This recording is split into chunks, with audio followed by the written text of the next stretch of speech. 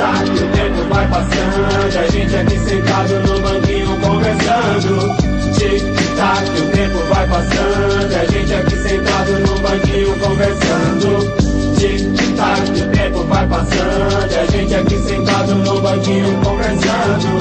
Tic-tac, o tempo vai passando, a gente aqui sentado no banquinho conversando. Maio de 2016, hoje aqui na minha casa, recebo a visita do Dr. MCs Smokey D. E aí, Rick? MCA. Opa, e aí, Rick? E hoje é um presente para todo mundo que gosta do hip hop aqui do Brasil e do mundo todo. Por que o nome MCA? MCA por dois motivos.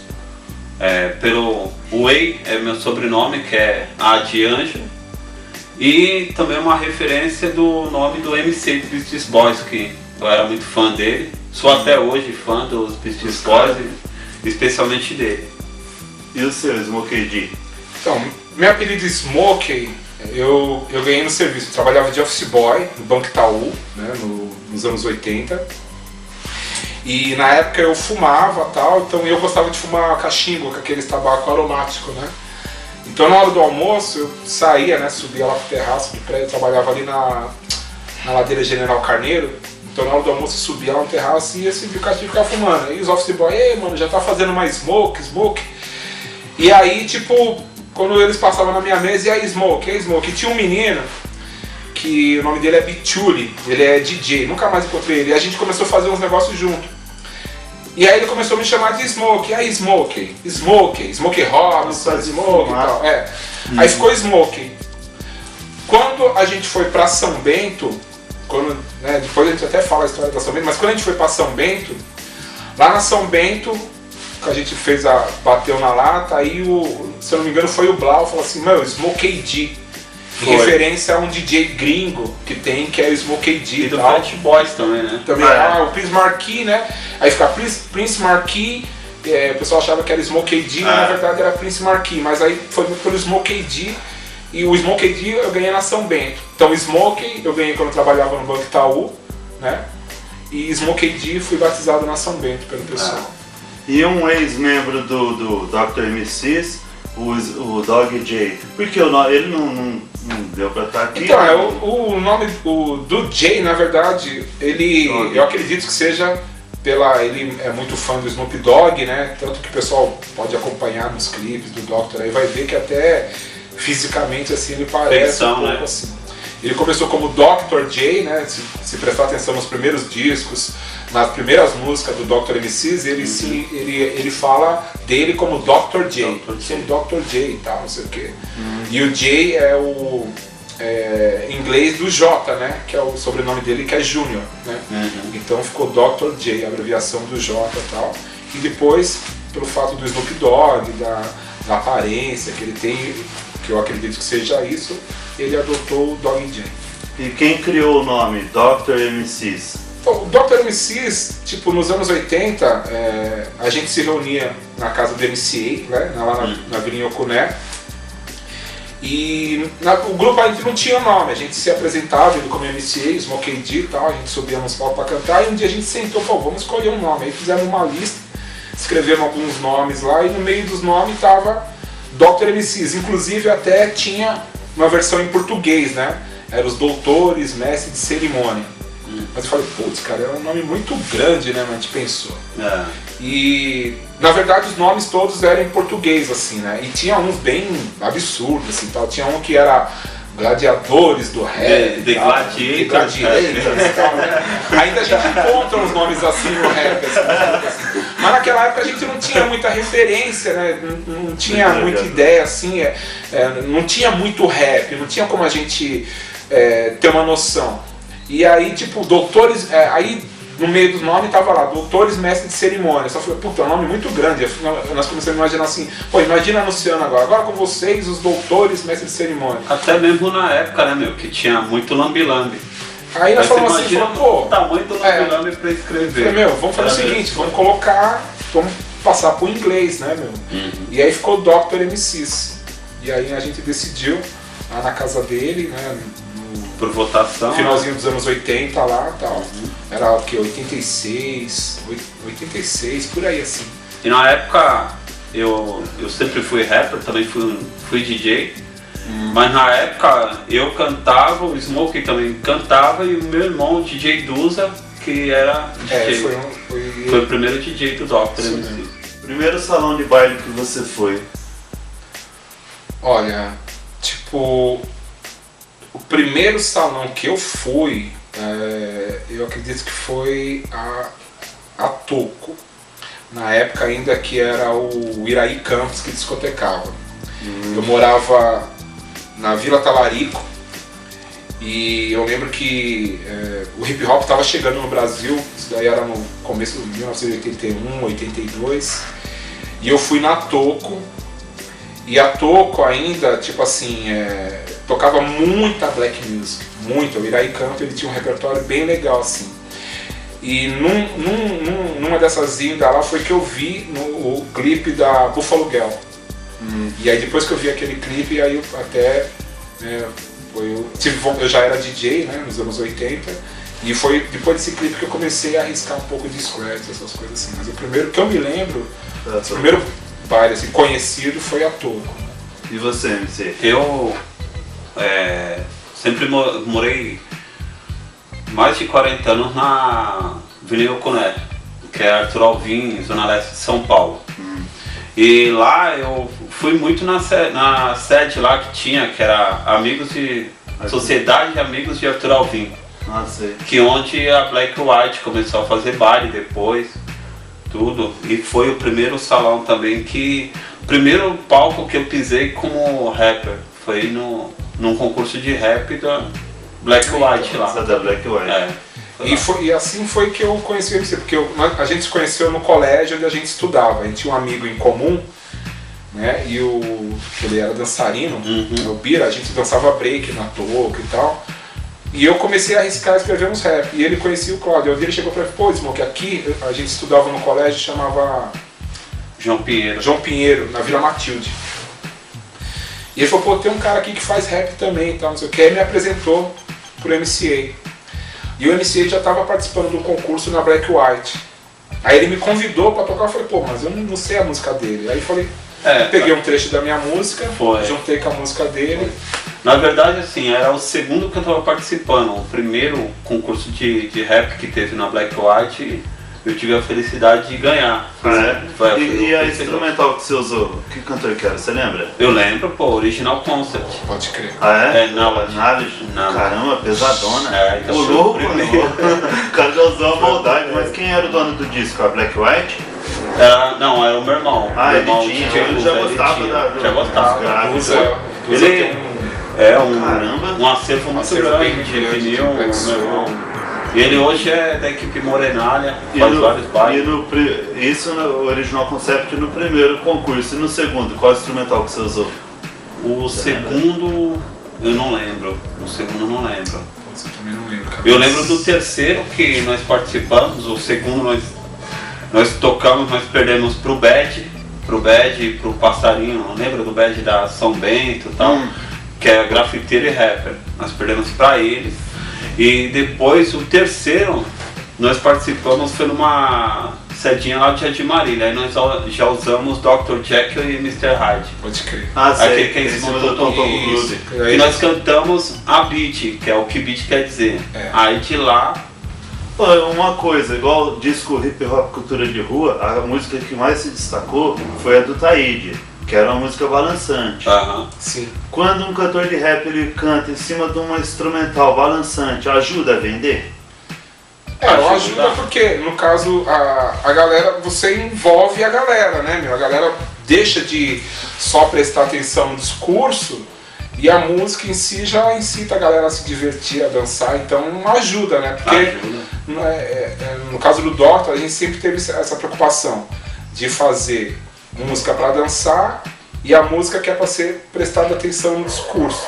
Não que as instrumentais feitas para dançar não tenham um discurso assim também incisivo, coerente e tal, mas tipo ajuda muito, porque na balada nosso pensamento sempre foi que a galera se divertir no nosso show. Tanto que a música Dr. Jekyll e Mr. Hyde é em cima do Tom Tom Club, né? Aí eu tinha escrito a música Garota Sem Vergonha e a gente se apresentava em todo lugar em cima dessa base, enquanto a maioria do pessoal cantava em cima do Express Yourself, do NWA, Que era eram as bases mais requisitadas na época. A gente fez essa que música. foi na época James Brown, né? Que todo mundo queria cantar em cima de alguma coisa que fosse isso, do que tinha James sido Brown. criado de Black Soul, e a gente veio numa outra praia, Numa então outra isso daí ajudou bastante, porque era um monte de gente fazendo uma parada aqui Uma de um coisa jeito, só. e a gente com um som mais light, tipo, fazendo o nosso rap soava como o rap do começo nos Estados Unidos, né? As bandas lá. O Sugar Hill mesmo, ele exatamente. sampleou o grupo. Isso entendeu? mesmo. A gente aqui surgiu meio que nessa praia, assim. Foi a música que a gente tinha diversas letras, mas e não tinha uma pretensão nenhuma, tipo assim, essa vai ser a par, não. A gente cantava e ela foi agradando e tal. Que ano que você começou a cantar rap?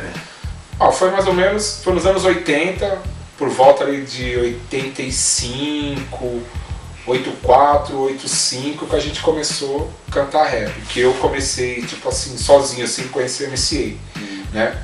E eu acredito que ele também foi mais ou menos nessa época. Mais ou menos nessa época. 84, 85. Eu comecei a cantar porque meu irmão, ele, como eu disse, ele tem vários discos, então, na verdade, quem me apresentou o rap foi meu irmão, porque ele tinha um disco lá do DJ Hollywood, e era, uma faixa de acho que 12 minutos. Aí eu vi e falei, o que é isso? Porque até então eu ouvia Parliament, ouvia umas outras coisas, James Brown. E quando eu ouvi isso, pra mim era novo. Eu falei, o que é isso? Aí ele pegou e mostrou umas outras coisas, falou, isso aqui é rap e tal. Aí eu comecei a rimar, mas brincando assim, sabe? Ouvindo Rumors. Aceitar no Social Club. Isso, começamos a ouvir assim, zoando assim, um com o outro. Eu e meu irmão ficava zoando, fazendo uns rap, assim, umas rimas. E aí fui começando a desenvolver a levada, né? E aí foi. Fora os dois concursos de rap da Black White, qual outro concurso que vocês participaram? Então, um outro concurso que a gente participou foi o da Cascatas, que na verdade a gente participou assim, porque o Dr. MCs a gente estava se apresentando em tudo quanto é lugar, né? Divulgando a música O Que Beat Quer Dizer, Garota Sem Vergonha. E a gente cantou na Chic Show, cantou na Black White, ou cantou na Secret Power e tal. E a Cascatas, né, sempre foi um baile muito importante, né, nos anos 80, assim, no ABC, sempre casa cheia, tudo, só que a gente queria cantar na Cascata, só que a Cascata estava tendo um concurso de rap. Falei, mas cara, mas, né? E na época a gente andava tudo junto, nós, Racionais, o Blau, né, do estilo selvagem, tudo, Rap Machine, a Sherry Line, tudo, né? E a gente tinha um acordo de não gravar naquela época com nenhuma equipe de baile. Era um acordo que tinha alguns grupos de rap nos anos 80, de não gravar com equipe de baile, né? De a gente tentar alguma coisa fora isso daí. Principalmente os da São Bento, né? Isso, a gente esse acordo. A gente combinou entre nós de tentar não participar de nenhuma gravação com a equipe de baile. Aí beleza, aí chegamos na Cascata e falou, vamos fazer o seguinte, a gente entra no concurso, né, toca e, né, depois a gente sai, né. A gente não imaginou que ia ganhar o concurso, não. A gente começou a se apresentar, na época até teve algumas épocas que o MC não podia ir, tava indo só eu e o Jay. E aí tinha umas garotas que a gente colocava no palco, que dançava com a gente, e a gente foi se classificando, se classificando e chegamos pra final. Na final, né, aí ganhamos o primeiro lugar, com a música O Que Beat Quer Dizer. E o primeiro lugar ganhava uma faixa no disco, e o prêmio também era um teclado, né? Então a gente queria... na verdade, só o prêmio e mostrar a nossa música. E aí o Carlinhos até, a gente vai se estender um pouco nessa, porque, né, foi uma história. Colocou uma mesa, né, depois que terminou o concurso, colocou uma mesa no palco. E os grupos que se classificaram assinavam já o contrato ali, da coletânea. Do palco. Aí eu falei, não, a gente não queria primeiro, porque não ia assinar um negócio ali correndo sem nada. Ler. E outra, a gente não queria gravar.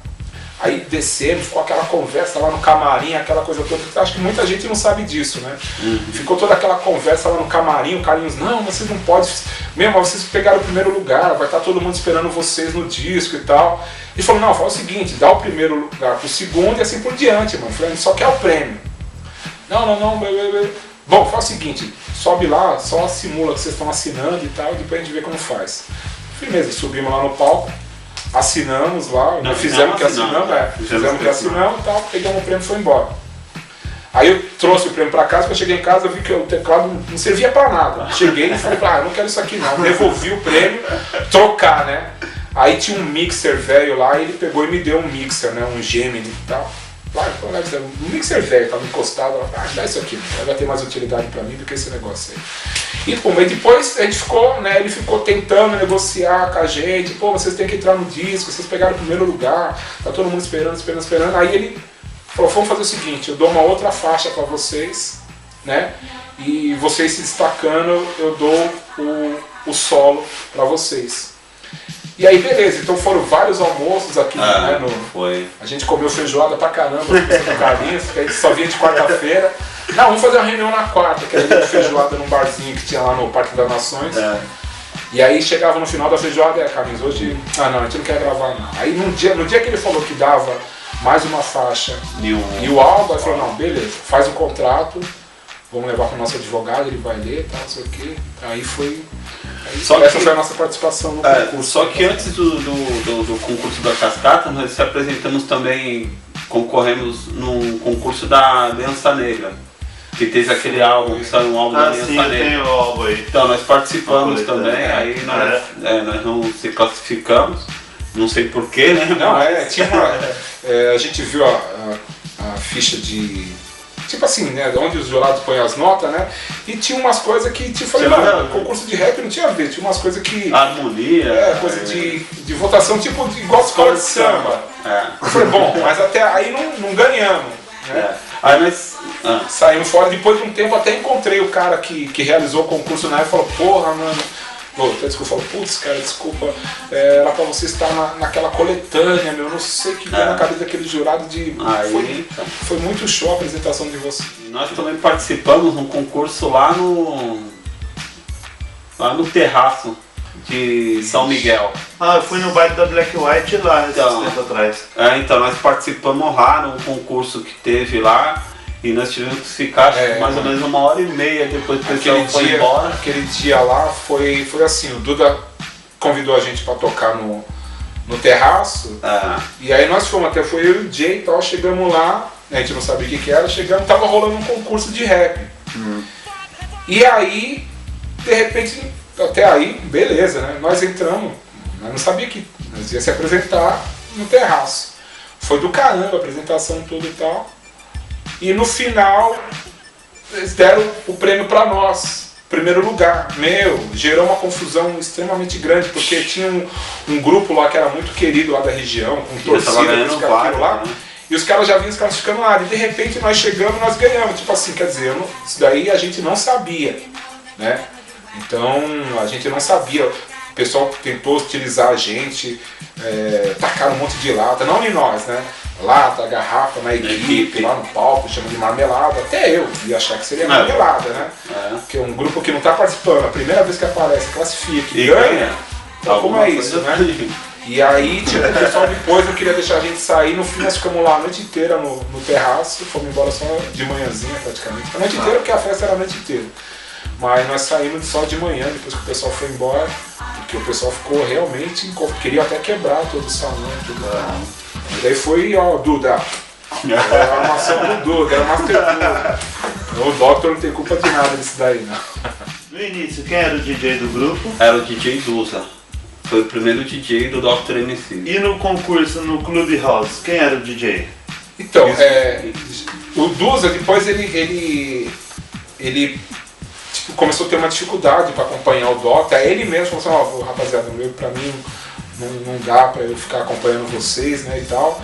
E eu, como eu já era DJ, né, eu já era um DJ assim, eu falei pro Cláudio, falei pro MC, eu falei, mano, eu assumo os tocadiscos, né.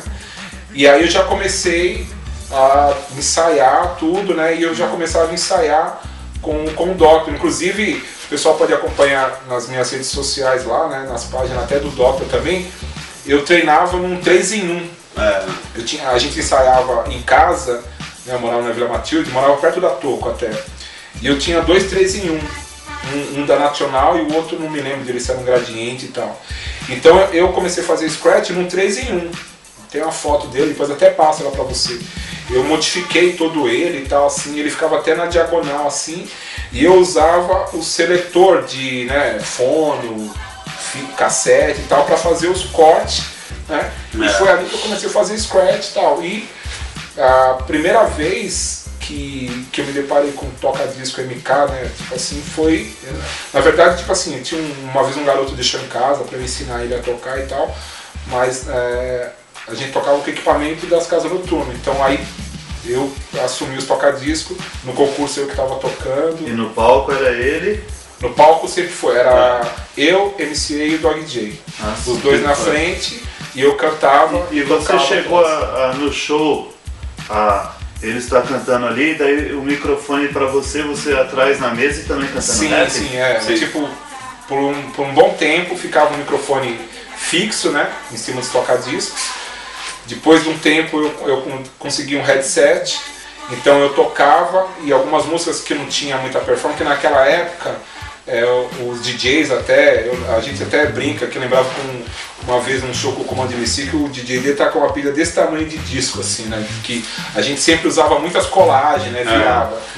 E então nas músicas que a gente se apresentava que não tinha muita performance, eu saía de trás do toca-disco e ia lá no palco com eles tocar, rimar com eles lá do palco. Aí depois eu voltava, toca-discos, e as músicas que tinha uma participação mínima, aí eu fazia de trás do toca-disco mesmo. E o beatbox? Como que era ali? Então, o beatbox foi engraçado, porque o beatbox ele surgiu assim meio que por acaso não, né? Como o MCA falou, a gente participava no concurso lá na Black White, e o Bad, ele cantava em cima do beatbox de um rapaz que tinha um apelido de Passarinho. E o beatbox dele era completamente diferente, era muito legal. Eu ficava prestando atenção naquilo e falei, cara, nunca. Muito louco isso daí. E na época eu lembro que eu trabalhava até na CMTC, né? Os anos ainda era aquele azul e creme, aqueles ônibus pequenininhos que tinha lá no apertado pra caramba, lá no centro de São Paulo. E aí eu ficava pra lá e pra cá. E os caras já chamavam de louco, falando, eu vou aprender a fazer aquele beatbox. Aí eu aprendi a fazer o beatbox, né, que o Passarinho fazia, e um dia a gente chegou e veio no Clubhouse, né, chegamos aí na porta do Clubhouse e o Carlinhos estava lá na porta, aí nós pedimos para entrar, né, de graça, pô, a gente queria tocar aí pô, deixa a gente entrar, né, chegou e falei, não, pô, tá. Isso daí foi antes do concurso. Isso, bem antes do concurso, bem antes. E aí ele, não, pô, ficou uns rap e tal, falando, pô, vocês cantam o que pra nós? Canta rap. Não, pô, tal. Falei, não, mas a gente canta em cima do beatbox. Não, beatbox não, que estraga o microfone, os caras ficam cuspindo no microfone, não quero não. Aí eu falei pra ele, não, mas o meu beatbox é diferente. Aí ele falou, diferente como? Eu falei, diferente, eu não guspo, não é pra fora, eu faço diferente. Aí ele falou, então faz aí. Aí eu peguei e fiz uma demonstração pra ele, né, pegava mais ou menos assim, ó.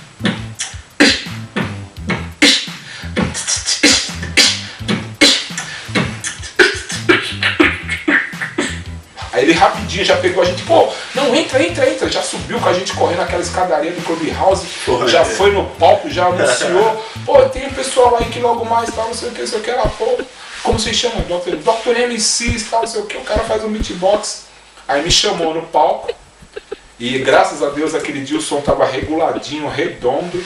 E dá um grave, né, meu? Não, com um peso que todo mundo achou que eu tinha, né, eles falaram, pô, o cara tem uma bateria dentro dele e tal, o Mr. Gil, aquele outro menininho, o Andrezinho e tal, os caras vinham e tal, e tava o Bacana também. O Bacana também fazia um beatbox.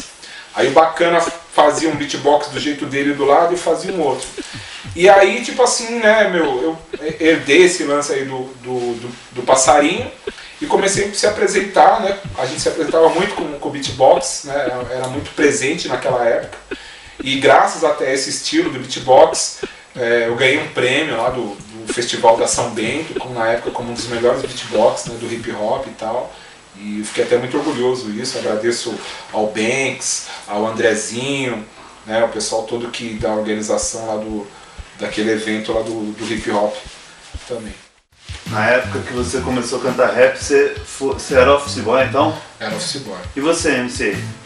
Também, era office boy. Ah, é? Também era office Caramba, boy. eu fui office boy, vocês, o Mano Brown foi. Eu cheguei a ver o Mano Brown no centro. Eu também. O KLJ. Já encontrei Eu o encontrava Aí muito foi o o Sandrão do RZO. Acho que o Easy J também foi office boy. Na época que a gente pegava o O ônibus. Sandrão descia por também trás. foi office boy ou da RZO? Sim, eu encontrava com o Sandrão, às vezes nós se encontrava ali na Paulista, ele ficava sentado ali na Paulista, ali fazendo uma aula na hora do almoço. Ô, Smoke, você vai aonde, cara? Pô, tem que fazer um banco não sei aonde. Aí nós trocávamos uns trampos. Pô, você vai no seu banco? Pô, faz pra mim, depois nós se trocamos aqui de novo e tal. Você tem que ir aonde, mano? Então era sempre assim, nós se encontrava ali no centro da cidade.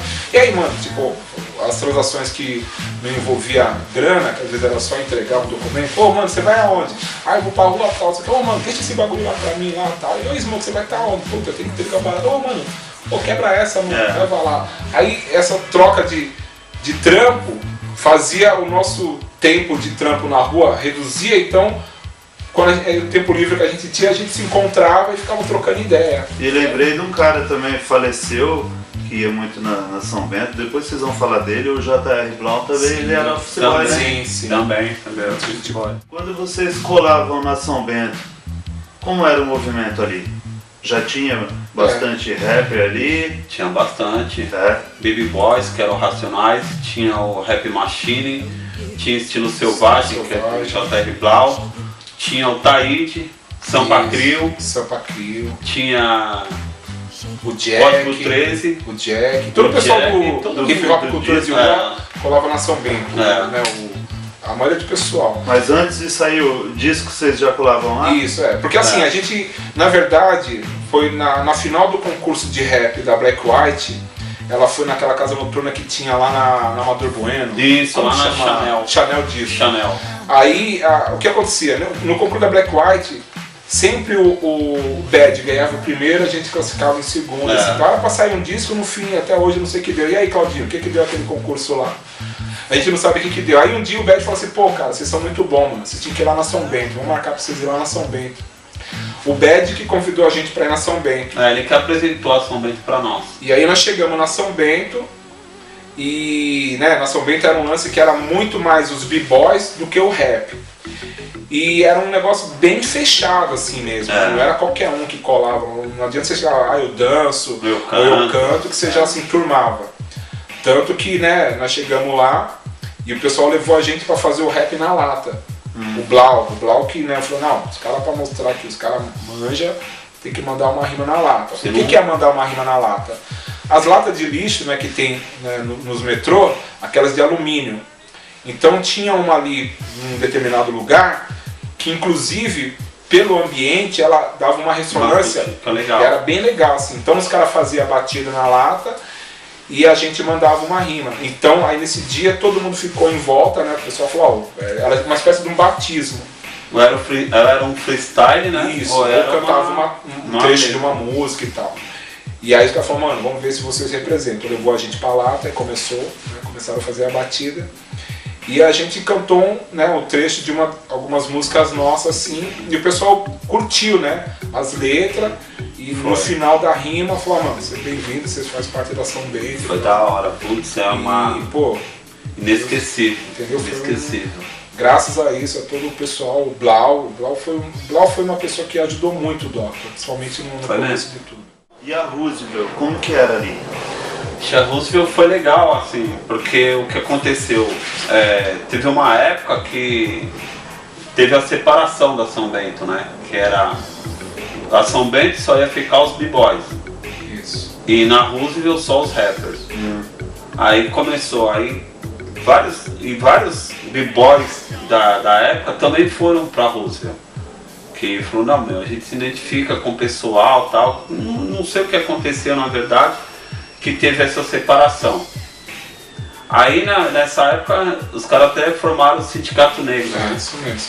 Que teve vários grupos, aí já surgiram outros grupos, surgiu Face Negra, o MRN, vários outros grupos assim surgiram, que agora eu não lembro o nome assim de todos. E nós até falamos, meu, vamos ficar aqui, fazer nosso espaço aqui. Mas, meu, o coração era na São Bento, não adianta. Todo mundo que ia pra lá, que era da São Bento, ia, mas parecia que tava faltando alguma coisa. Tipo, pô, queria estar lá na São Bento, sabe? Tipo, eu tô aqui, tô fazendo, legal, mas o point é na São Bento. É. E tanto é que não ficou muito tempo, não virou muito. Todo mundo começou a ir de novo pra lá e... É verdade. Tipo, na verdade, assim, tipo, a São Bento, ela era sempre foi muito conhecida por causa dos b-boys. E de repente, o rap era uma novidade na época, né? E tipo assim, começou tudo se voltar muito pro rap, tirando um pouco da atenção do break, do b-boy e tal. E aí os caras falaram, pô, cara, meu, né, a gente tá desconcentrando as coisas aqui e tal. E aí o Blau, né, tipo assim, o Blau sempre foi um cara que era muito envolvido com todas, né, as tribos e tal. Ele falou, meu, tem um lugar legal, tal, vamos lá pra Roosevelt. E aí todo mundo começou a se reunir uns tempos lá, só que a gente mesmo não achou legal esse negócio de separar. Falou, pô, o hip hop tava nascendo, né, no Brasil, nascendo em São Paulo. Eu falei, não é legal nascer separando. Então foi só o tempo da formação do Sindicato Negro, que até o Rony, né, na época, assim, foi um dos idealizadores, o MT Bronx participava, fazia parte também. Inclusive o coletivo ganhou um disco de ouro na época até, esse disco de ouro sumiu, eu sempre quis ter ele pendurado na parede lá, mas tipo, depois foi mais que ninguém mais queria ter o disco e hoje ninguém sabe onde está esse disco, né? Tem um disco de ouro, Sindicato Negro por aí, foi premiado. Tem até foto, né? Tem uma foto dele, depois eu passo, tem uma foto que a gente tá posando com o disco assim, e ali se reuniu os grandes nomes que depois se tornaram realmente os grandes nomes do hip hop nacional, fizeram parte do Sindicato Negro.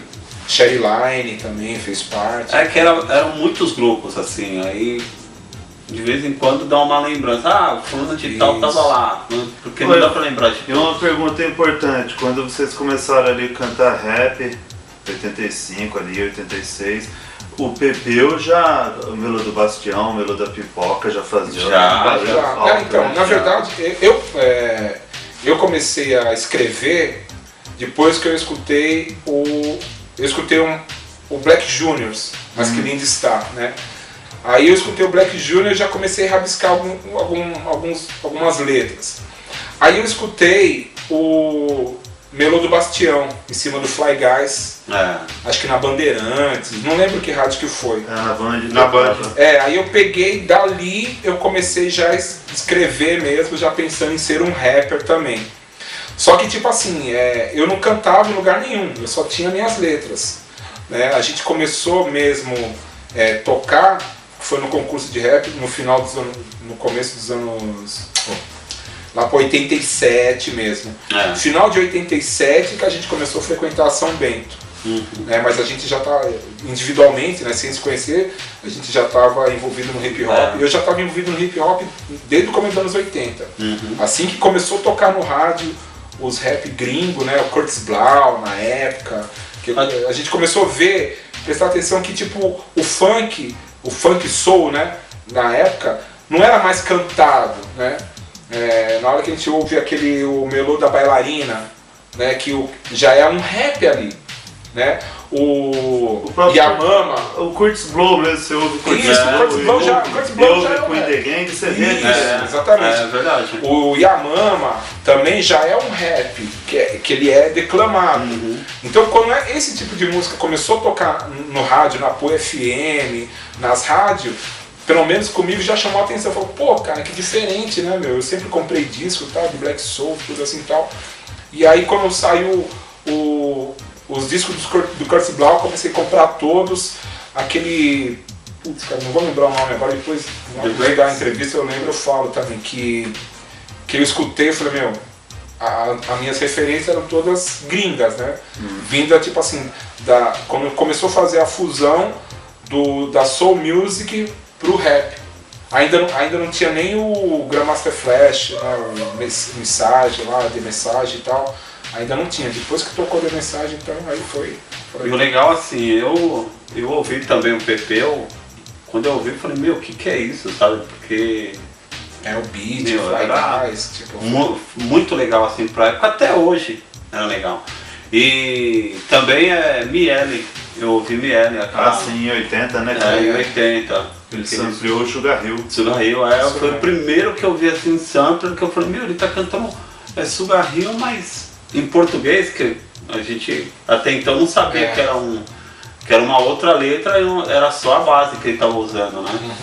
E, meu, foi legal, assim, eu ouvi a letra do Miele, tudo que ele falava em 80 vale pra hoje. Sim. Vale pra hoje, vale pra hoje. Você vê como que a parte que diz respeito à política, essas coisas assim, cara, se não mudou daquela época pra cá, a gente torce pra que mude, mas acho que vai ser meio complicado. Vamos voltar pra 85, vamos falar da época da Função. Como que foi a época da Função pra você? Nossa. Então, na época da Função, nessa época, como eu falei, eu trabalhava no Banco Itaú, ali no centro de São Paulo, na ladeira General Carneiro. E então eu já tinha minha grana para eu comprar minhas coisas e tal. Então eu usava umas camisas polo Tucano, né, uns boné, aqueles, na época o pessoal não queria o boné que tinha, queria o boné fechado, então tinha uns boné fechados, chinesinho, tênis far white, né, e eu comecei, o primeiro baile Função que eu frequentei foi o Guilherme Jorge, a festa da Chic Show. Então eu saía, morava na Vila Matilde, morava ali na rua da Toco mesmo, que subi na minha rua, morava próximo no bairro Galante, perto da Aricanduva, mas subindo a rua, saía de frente com a Toco. E a gente saía, se reunia ali, no final da minha rua, ela não tinha saída para Aricanduva, ela saía numa empresa que fazia, eu não lembro do que a empresa trabalhava, só que atrás no terreno tinha uma caixa d'água, que a gente ficava sentada na caixa d'água. Então a gente se reunia na caixa d'água, que depois até eu falo dessa caixa d'água, né, ali numa das músicas do Doc, a gente se reunia ali e dali a gente ia pro Guilherme Jorge. Passava na Dona Diva, né? Nessa época eu não conhecia o MCA ainda, não tinha nenhum envolvimento com o rap ainda. E ia pros bailes da Chic Show, né? Depois frequentar o Roller, a Popcorn.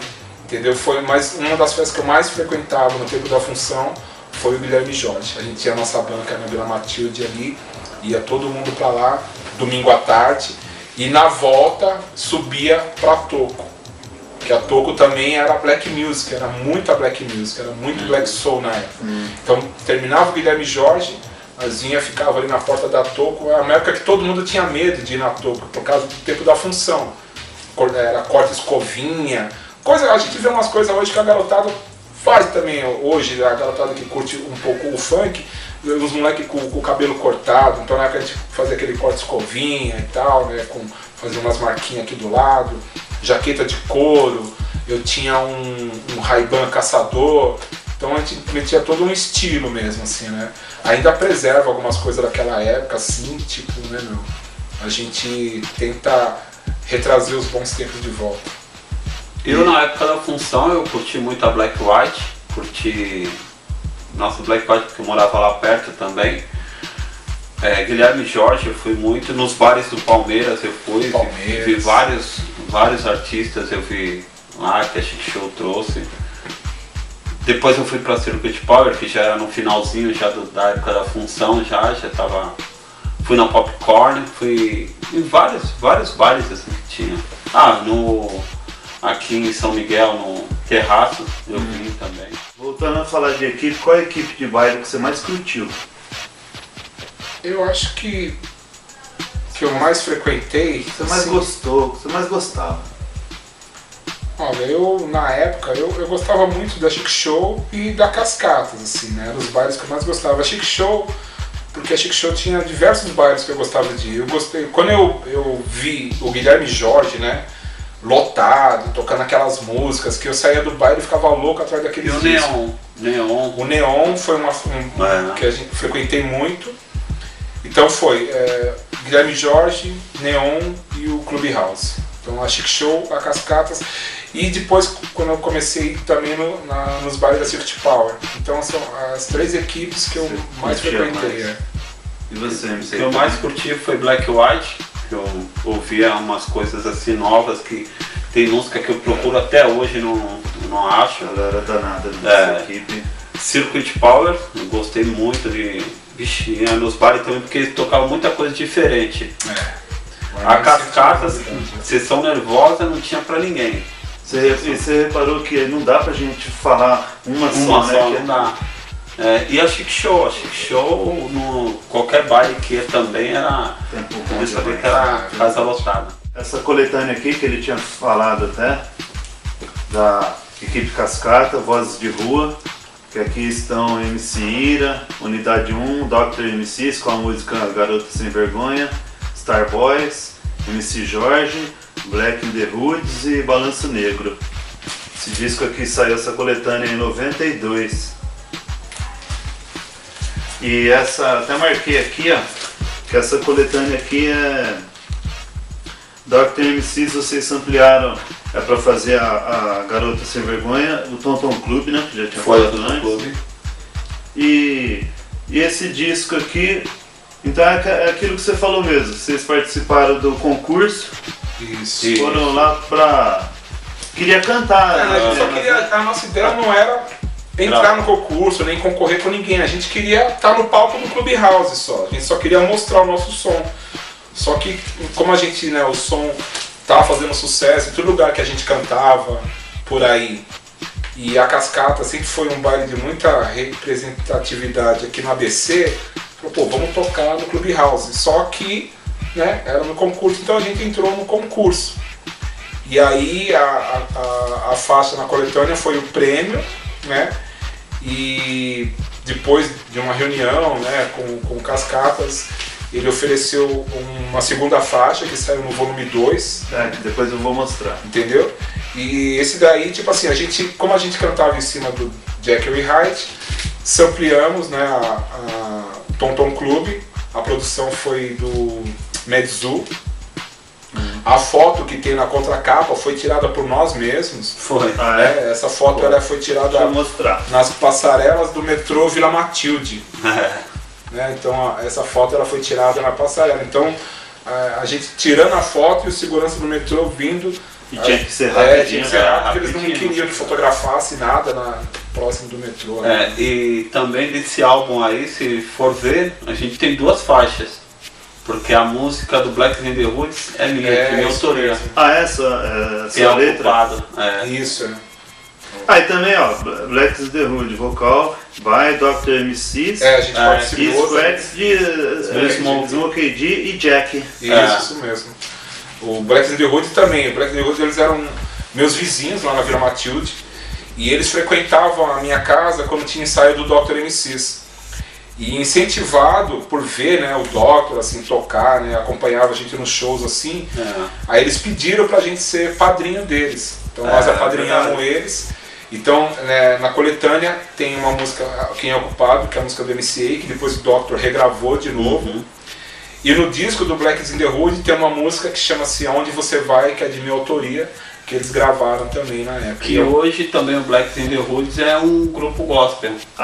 O gospel é Extrema Unção, o nome do grupo. Márcio, é legal. Eu vou procurar. Márcio tem você puder conversar com ele, tem uma história de superação muito grande aí, né? Depois do sucesso do Black in the Hood, aconteceu muita coisa na vida deles, aí o grupo terminou e tal, depois voltou, e sempre foi um pessoal de muito talento, assim, por isso que a gente não pensou 2 vezes em apadrinhar e colocar eles no mundo do hip hop, colocar eles na cena mesmo, assim.